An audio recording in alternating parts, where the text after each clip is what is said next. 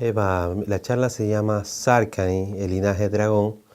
Entonces en esta charla voy a explorar la relación entre las simbologías de la antigua América, la América precolombina, que tienen relación con simbologías existentes en Europa y Asia. Una de ellas es la de la serpiente emplumada llamada dragón, que acá y el símbolo muy parecido a la Sarkany Lovagren. En América está, por ejemplo, Amaru, serpiente, dragón, Cuatl, es un ser mitológico que ayuda a otros dioses. Por ejemplo, Ajecatl es la serpiente del viento, Mazacuatl la serpiente venado y por supuesto el más conocido, Quetzalcoatl, es la serpiente emplumada.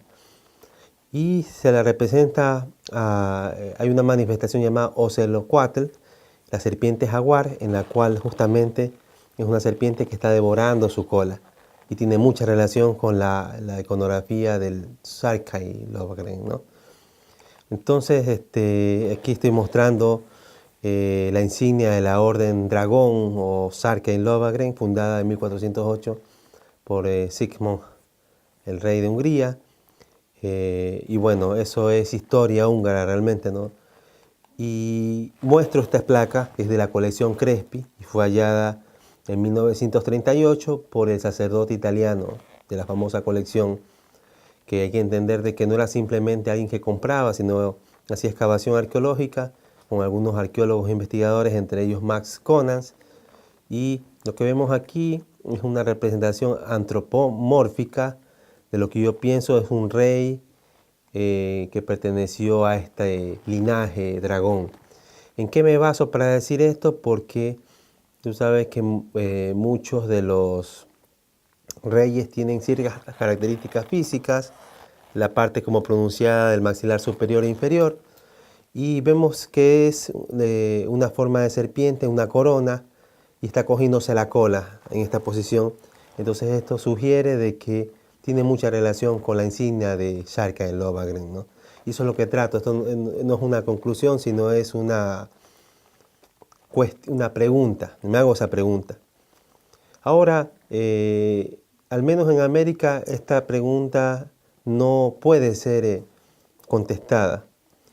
Me llega a través de la obra del doctor Josu Gabor, en este artículo Apalos Robáceras, escrito en 1998, donde dice que en una cueva sudamericana, que ahora la identifico como Cerro Pelado en San Antonio de Playas, existen inscripciones de monjes palos de principios de 1500. Irene Schmidt, que es una historiadora que escribe selecciones de la Orden Paulina, desde la historia desde 1250 hasta el 2005, nos dice que nos cita una carta dirigida por la reina Isabel, la católica de España, de Castilla, a Thomas Szombatey, que es el principal de la Orden Palos. Es una carta de 1486, donde dice que espera contar con la ayuda de él como siempre. Y es interesante porque estos están en preparativos para la expedición de Colón, y la pregunta es por qué razón se confía en esta orden específico, ¿no? Ustedes saben que el húngaro como tal era un idioma muy difícil de entender, incluso en la época. Había cierto interés en desaparecer tanto la lengua como la escritura. Entonces yo estoy un poco tratando de entender por qué lo hizo la reina Isabel. Ahora los datos de las relaciones entre América y territorio mayar y el pueblo mayar, entiendo que lo hacían porque ya había un preconocimiento acerca de América. Aquí vemos las escrituras, es decir, lo que se guarda es que es un dibujo de esta inscripción Palos en la cueva El Pelado en Playas, San Antonio de Playas. Y bueno, aquí tenemos una inscripción que es la primera línea, donde dice en húngaro, ayudado con personas, con investigadores acá, nacido en 1473. Entonces me hace dudar a mí si la persona que escribió esto está diciendo, hay dos opciones. La una es que haya nacido en cualquier otro territorio en 1473 y pusiera ese anuncio allí. Pero lo más seguro y lo que más me llama la atención, la posibilidad de que esa persona haya nacido en América en 1473, con lo cual la presencia de Mayares y su escritura podría remontarse al menos 50 años antes. Y este grupo era ya la segunda generación o tercera generación allí. Entonces, esto no es un caso aislado. Inscripciones relacionadas a la Orden Palos han sido encontradas también en Paraguay, en el Cerro Polilla. Y lo que yo busco es la correspondencia que mantuvo Thomas Zombati con diferentes personas. Porque se relata también, y eso está hasta el momento como un rumor, de que 125 monjes paulinos fueron enviados hacia América en la primera expedición. Y aquí tenemos inscripciones del Cerro Polilla. Vemos ahí justamente la representación del, parecería un 8 incompleto, pero es el 4, 1431, 1433, 1447. Y otro de los símbolos interesantes que también es recurrente en América es el ave bicéfala, el ave de dos cabezas, Madar. ¿Ah? Entonces, Kitfa Madar. Entonces, vemos estas aves de dos cabezas que en la parte norte es un águila, pero en la parte sur es un cóndor, a veces es un gallinazo o diferentes tipos de animales, que era también una, y lo toma Segismundo como un emblema real. Me preguntas por qué razón.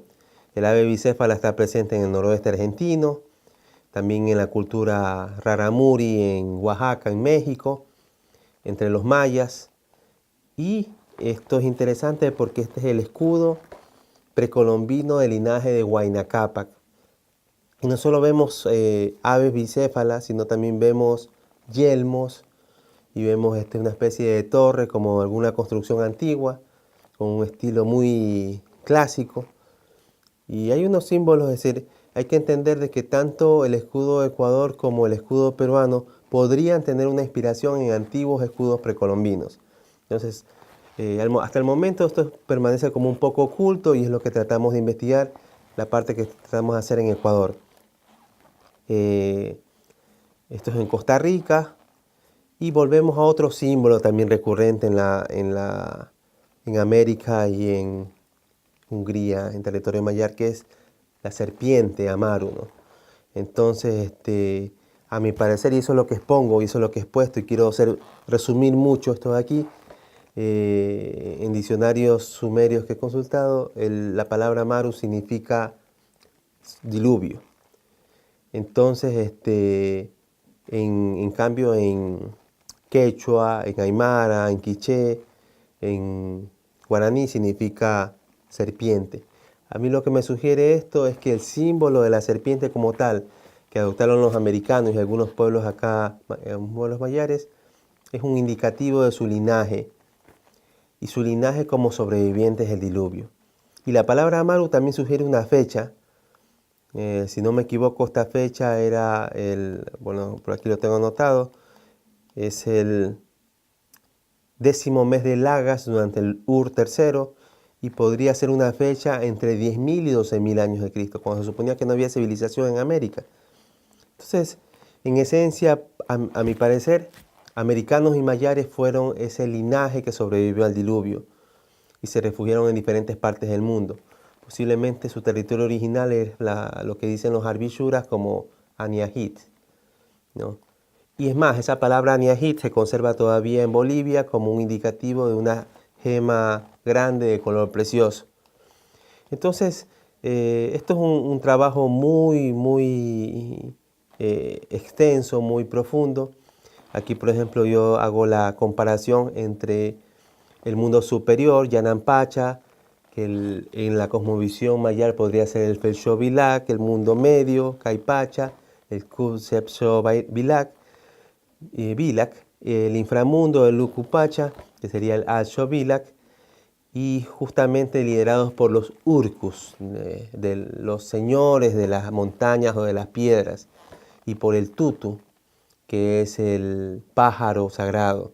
Me parece interesante porque justamente como referencia Ida Bóbula dice que la raíz de la palabra taltos es tutu en su medio, ¿no? Entonces es interesante.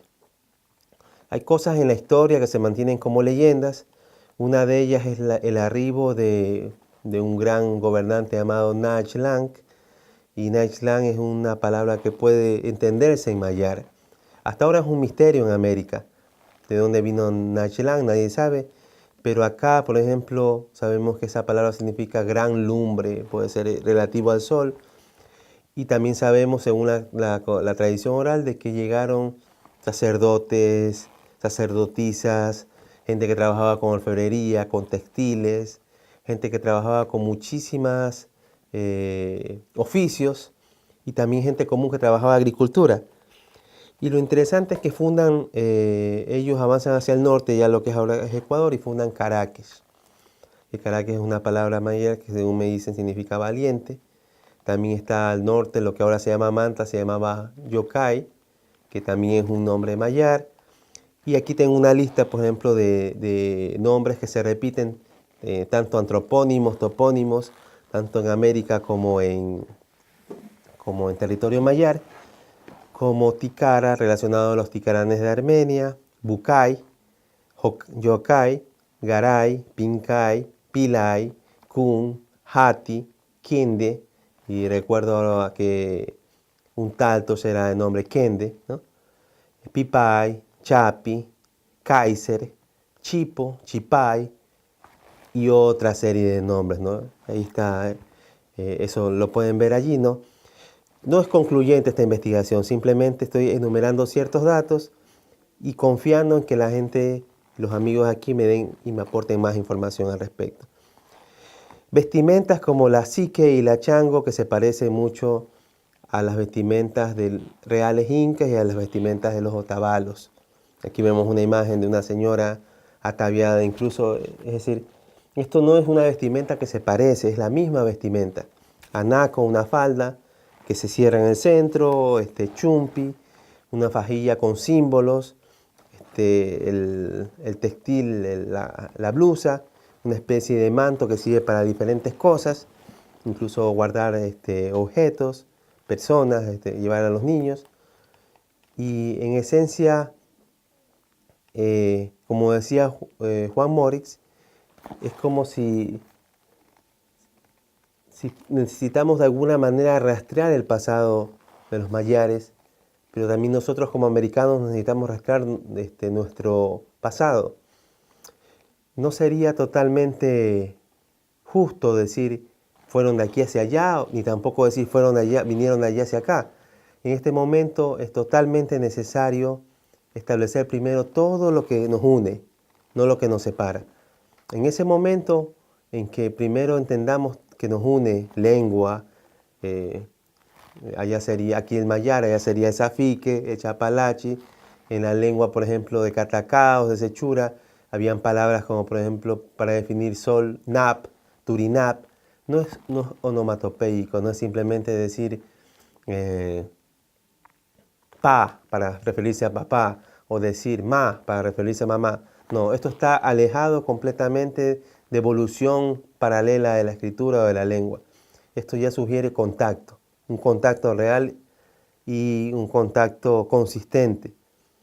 Para Morris, los antiguos caras que llegaron a Manabí no eran sino escitas reales que partieron de India con una flota buscando su patria ancestral en América, ¿no? Es decir, la buscaban hacia el oeste. Es interesante que todos estos pueblos siempre tienen el símbolo de la espiral, como buscando el umbiculus mundi, el centro, su centro de origen. ¿Por qué razón? Cuando una civilización se siente al borde de la destrucción, busca esto para un intento de volver al útero, volver al lugar de origen, renacer. Entonces eso es interesante de establecer. Y claro, hay evidencia de esto, esto no se queda simplemente en las leyendas. La evidencia más interesante es la colección Crespi y placas que vemos en Brahmi, que podría tener relación eso con este periplo que se dice fue primero hacia India y que en alguna manera también lo relata Koloshishoma. Entonces, podría tener relación esto, por eso incluso históricamente con el periodo del rey Ashoka. Y luego tenemos una serie de placas y tecnología que me desubica, porque a veces es como si ya estoy en un momento histórico coherente, pero luego los materiales me ponen, me alteran el timeline. Entonces vemos aquí reyes, por ejemplo, este rey, escritura como por ejemplo parecía la líbica, con un elefante, una pirámide, un elefante y escritura, arriba el sol. Tenemos también este rey con una corona radiada. Normalmente a los sacerdotes relacionados al sol se los llamaba ante los shuar los Bel. Esa era una forma de referirse. Y eso tiene relación muchas veces a linajes que existieron acá. Y vemos a este rey reinando sentado, reinando sobre dos diferentes razas. Y sugiere justamente lo que hablábamos en la entrevista acerca de que son dos pueblos separados por el tiempo que buscan afanosamente reunirse. Y hasta que no se reúnan, hasta que no haya esa conexión entre los dos pueblos, muchas cosas de la historia no quedarán claras y es como que tenemos un sufrimiento diferente porque sabemos que hay un hermano del otro lado del océano que tiene que reunirse, tiene que acoplarse, tenemos que ayudarnos. Y bueno, eso en esencia, Eva, te estoy mostrando aquí. Ya he conversado con Verónica Marton. Tenemos escritura Roba Siraj, escritura que en este momento es una tarea para personas aquí en Hungría ayudar a descifrar. Hasta el momento se ha hecho un trabajo con Gesa Varga, trabajo avanzado en el área ideográfica, pero hay cosas que a mí me sugieren de que también tiene un significado fonético, silábico, ¿no? Hay simbologías, hay historias que se cuentan, pero lo importante es que el desciframiento de todo esto debe ser en doble vía. Hay símbolos que se han perdido en territorio mayar y todavía se conservan en América, y la mayoría lo que se perdió en América se conserva acá todavía. Entonces cuando esto se perdió, y forman un todo, que eso es lo importante. Entonces, vemos placas como lo que vemos aquí de elefantes, iconografías que no existen o no existían, entre comillas, en América. Entonces, como conclusión de todo esto, la similitud entre las antiguas lenguas mayar, americana, sumeria, no es coincidencia. Esto no es, como digo, evolución paralela. Aparte de la afinidad filológica, como por ejemplo Na para sol, Ur para señor, Isen para Dios, también hay conexiones etnográficas, religiosas, artísticas, folclóricas, de escritura. Entonces, como conclusión, yo pienso que en algún momento histórico que hay que determinarlo, posiblemente en el primer siglo, otros dicen en el siglo VI, un pueblo mayar llamado Caras emigraron de la India cruzando el Gran Mar Oriental, que hasta entonces se lo conocía como el Sinus Magnus, y llegaron a lo que consideraron era su antigua patria ancestral, que posiblemente haya sido un lugar en el cual se refugiaron en el pasado luego del hundimiento de su territorio. Mi conclusión es que este trabajo no tiene todavía conclusión. Yo agradezco todo el esfuerzo que has hecho para que este trabajo se difunda y hago la invitación a quienes tengan documentos, a quienes tengan información relacionada con la Orden de Palos, estas cartas entre Isabel y Tomás Zombatey, quienes tengan información sobre antigua escritura, la escritura esta que se hacía como en pequeñas rayas en bastones de madera. Entonces, yo no vine a enseñar, yo vine a compartir y vine a aprender. Gracias.